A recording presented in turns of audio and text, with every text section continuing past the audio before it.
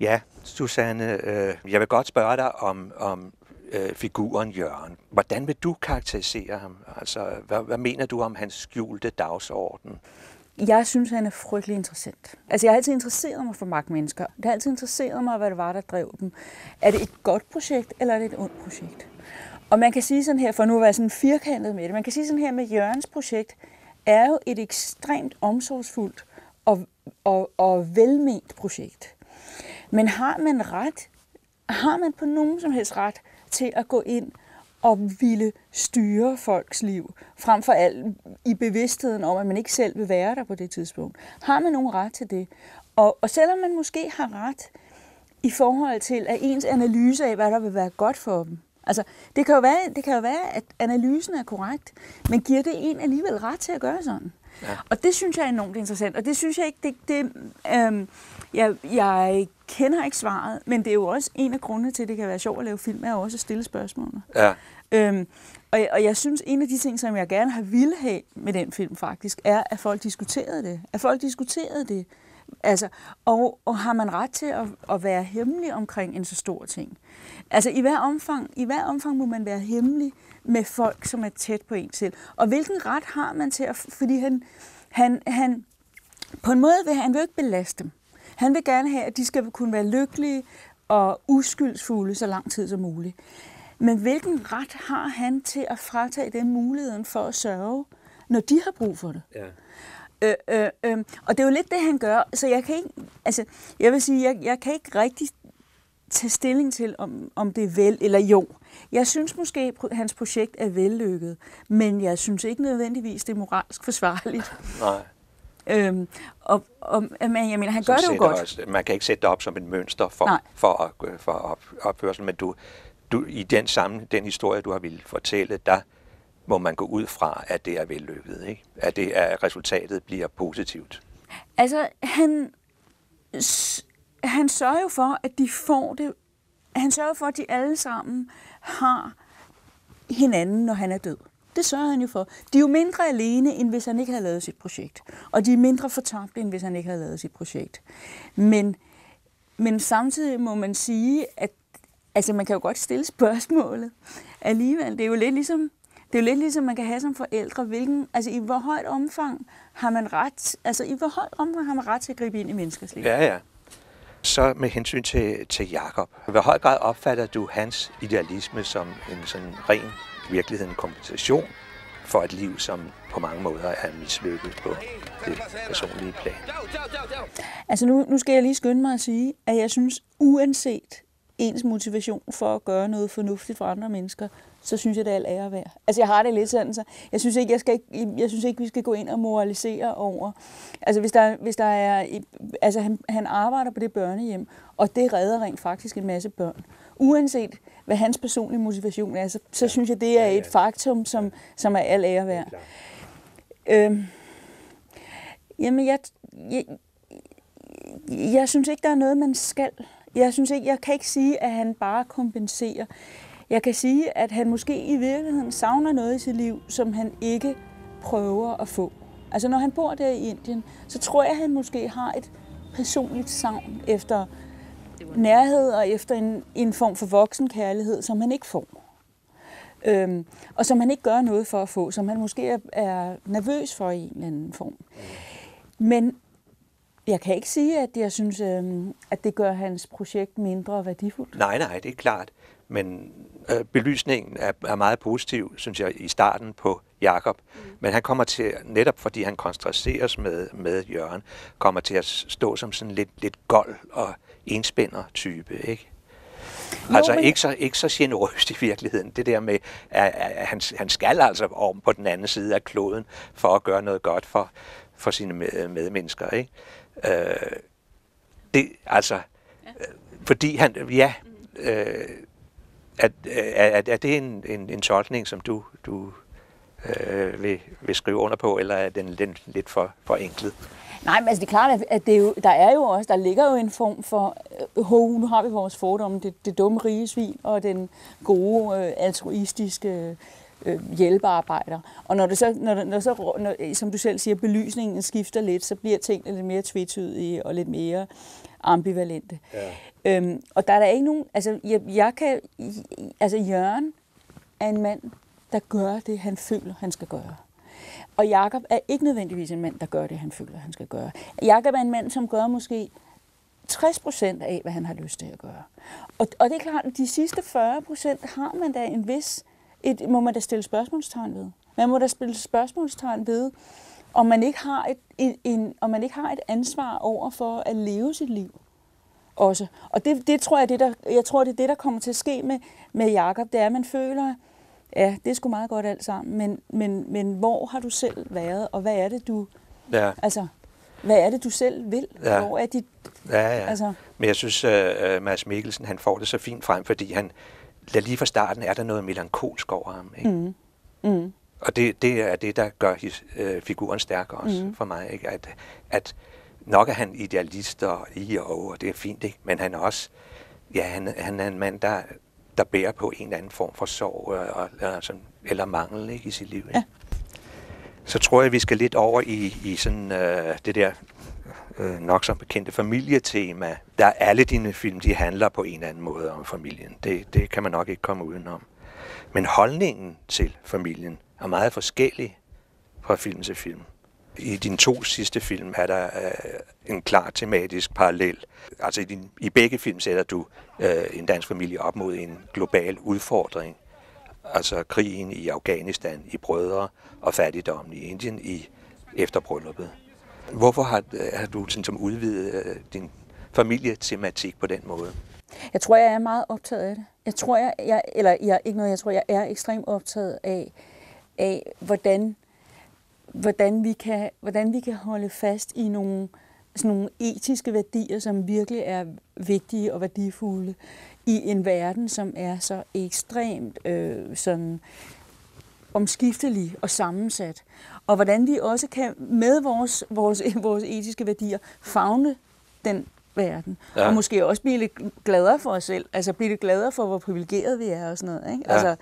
Så jeg tror, der er sådan en dialektik, som jeg i hvert fald dagligt beskæftiger mig med. Ja. Så vil jeg lige sådan indskyde et spørgsmål om efter brylluppet, om du på noget tidspunkt under manuskriptarbejdet eller optagelserne var bange for, at filmen skulle blive sentimental eller melodramatisk. Ja. Det var det. Ja. Men du har meget definitivt forsvaret retten til alle tårerne i filmen samtidig, ikke? Jeg synes ikke, det er melodramatisk. Altså, jeg synes, det er dramatisk, og jeg synes, det er emotionelt. Men for mig er lige præcis de ting, altså, når du siger melodramatisk og sentimental, så synes jeg, at det er uærligt manipulerende. Ja. Og det synes jeg ikke, det her er.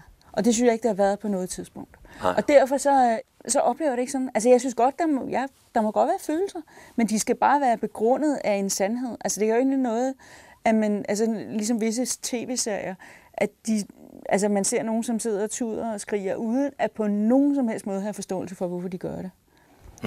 Så er det, jeg føler mig manipuleret. Ja.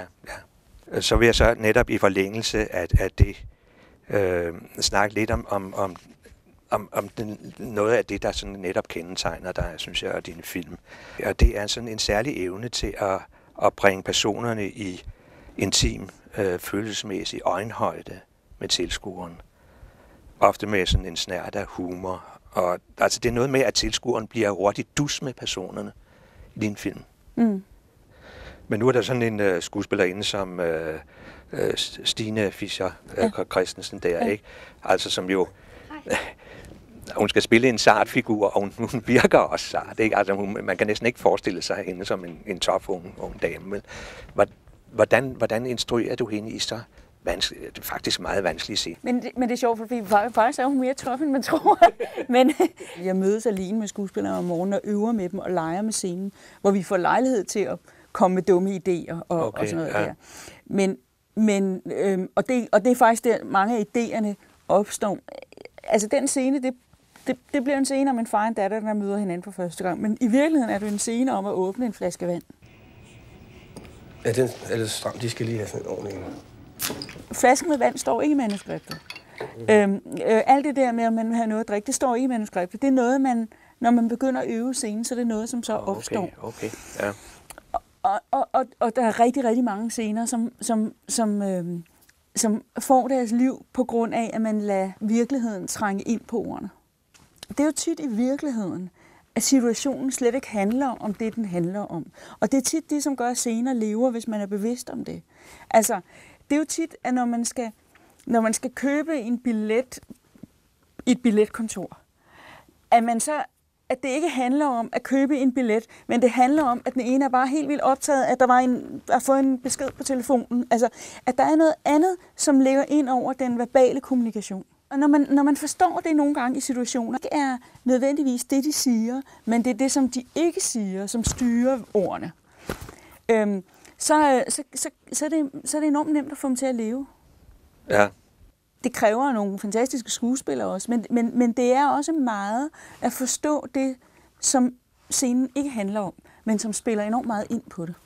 Ja.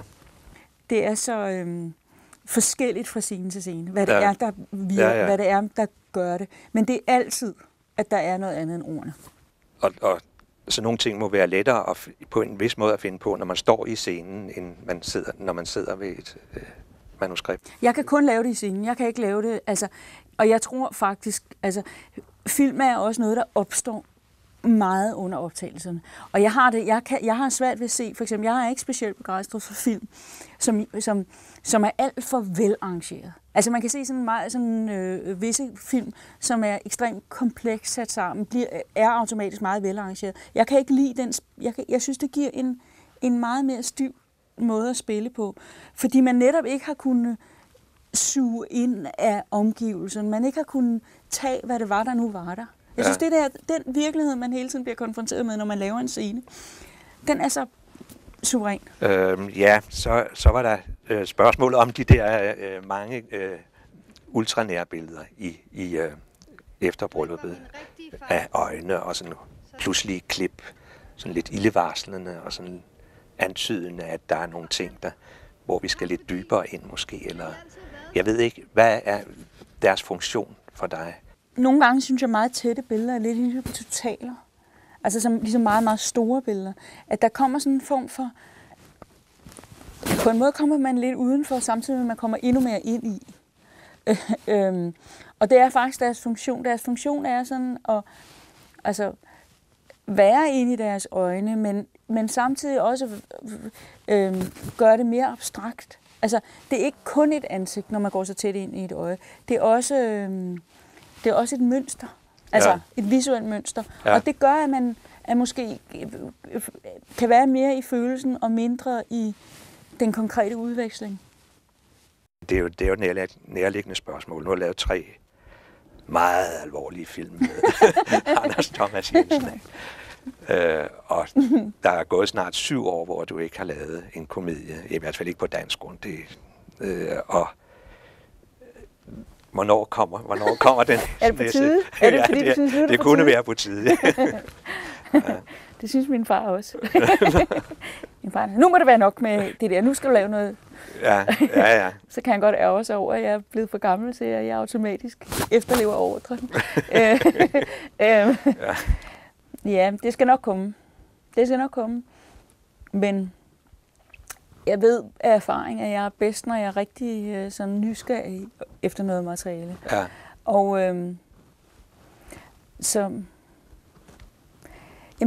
næste gang bliver det i hvert fald en anden film, uanset hvad.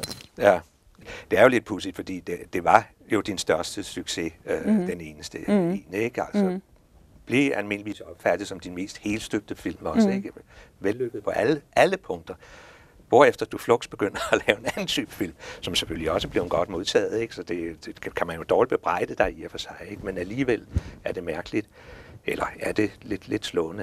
Jamen, prøv at det er nødt til at være lidt farligt, det man laver.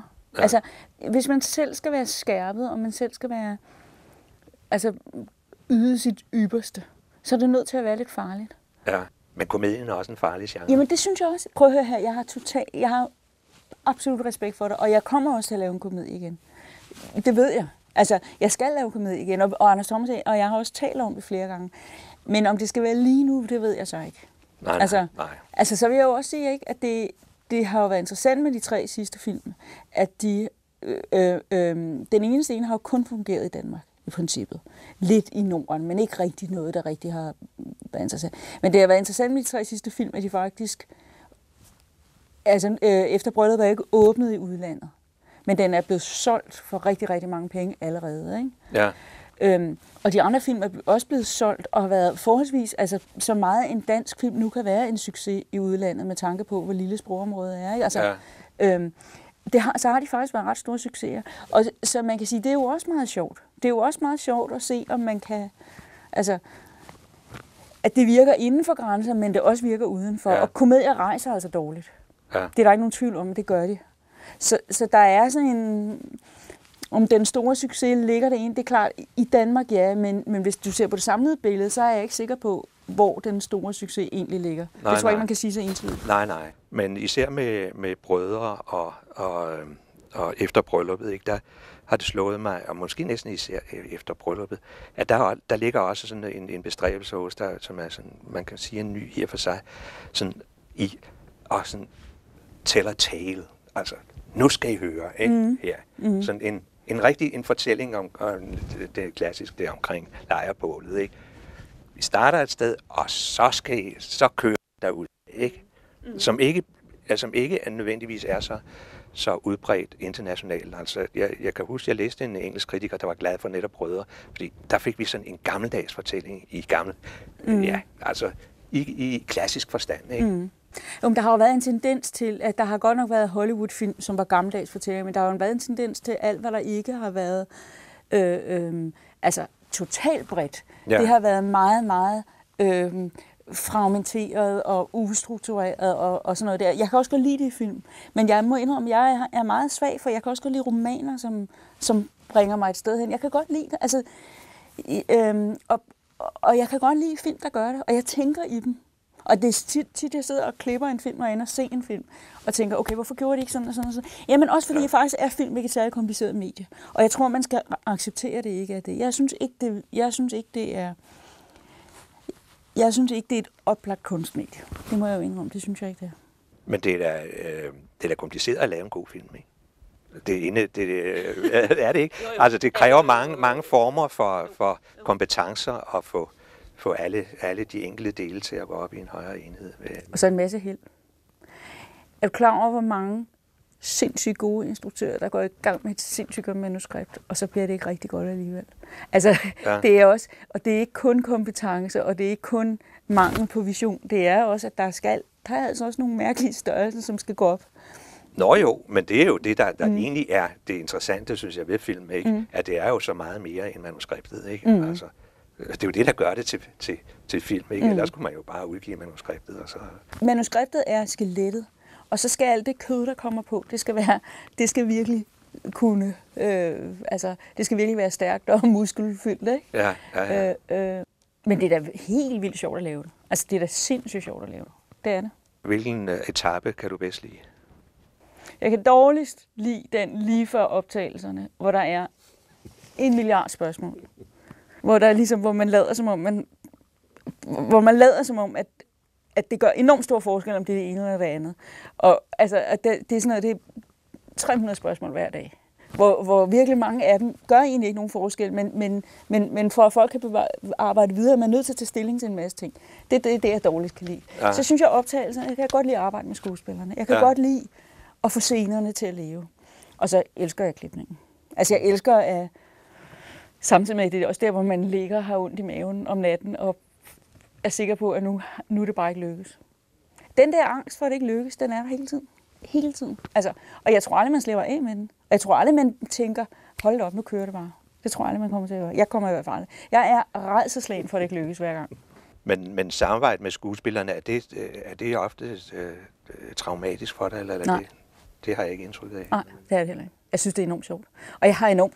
Altså, jeg har stor kærlighed til skuespillernes ekscentricitet og sådan noget der. Jeg har al respekt på det. Jeg har sådan noget, men jeg sidder også i den ende, hvor altså, jeg vil sige, hvis man er altså alle de der rygter, man hører om skuespillernes befærdeligheder, hvis man er produktionsassistent, så er det måske ikke helt så sjovt. Altså jeg sidder også i den ende, hvor jeg får for det meste det sjove ved det. Ja. Så har jeg været heldig, at de skuespillere, jeg arbejder med, har gået ind i det og været engageret og dedikeret og sådan noget der. Og så kan man jo sagtens, altså hvis folk er engageret og virkelig vil, så kan man jo godt tage, at de er besværlige, fordi man er helt klar over, at de bare er ude på at komme et sted hen. Altså at de vil gøre deres bedste, så er alt jo tilladt nærmest, ikke? Jeg tror ikke, jeg ville være så tolerant, hvis de var ligeglade. Nej, det er klart. Men er du enig med, der er jo instruktører, der siger, at 80% af det ligger i castingen. Det er jo som i Hollywood-instruktører, hvor de kan vælge mellem en kæmpemæssig udvalg af skuespillere, ikke? Som er langt større end det danske. Ikke? Men altså castingen er vel, hvor stor vægt lægger du på den? Jeg lægger enormt stor vægt på det. Ja. Helt vildt stor vægt på det. Men det er mere ud fra, om jeg, altså det er mere sådan en fornemmelse af den her, altså med Stine Fischer, der var det sådan noget, jamen, hun må jo være deres datter, hun ligner dem jo, og hun har, altså, det er mere sådan en fornemmelse, har den her skuespiller de ting, som passer ind i den her sammenhæng? Er det spændende? Er der et spændende modsætningsforhold mellem den skrevne karakter og den levende person? Altså, jeg kan ikke lide sådan noget totalt typecasting. Jeg kan ikke lide, når det bare ligger for tæt op. Jeg kan godt lide, at der er et vist rum mellem de to størrelser. Ja. Ja, men så vil jeg sige tak for nu. Det var spændende. Ja, tak for nu. Det var nogle spændende spørgsmål. Nej, altså, jeg synes,